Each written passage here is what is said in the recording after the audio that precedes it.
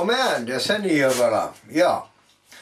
Wat ik u vertellen wil is van mijn slaapkamer in bed, dat is echt voel ingegaan ben. Rad en stoel. Mijn nachtskoop en een beer. En je heeft al de bezem met de bezem staal. Dit je de greep, dit je het staal ben bezem. En wenn hem extra goed ingaan hier, dan kan hem de wakker uitvallen. Ja, dit is dus een nachtskoop. Wanneer ik te voel aan is, dit is ook koor. Dit gaat bloot wanneer ik te voel aan is, dan kan je ook weer zeggen, de steunhoorn.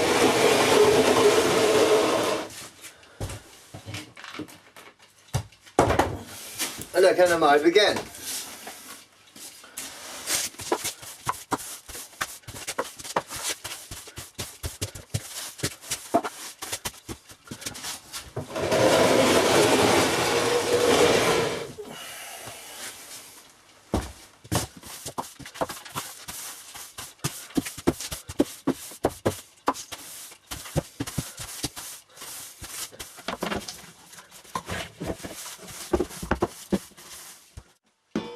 Das achtbaar geht da met de bezem geht uitvoeren.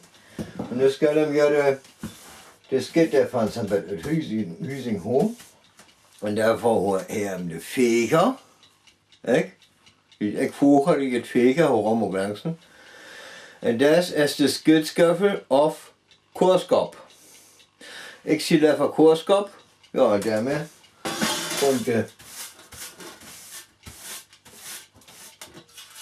koor te opnemen en uit op compost. En dit vocabulaire is dit ingoor. De ingoor is het beer, de nachtskoop en de steul. Daar heb je het husgeroten.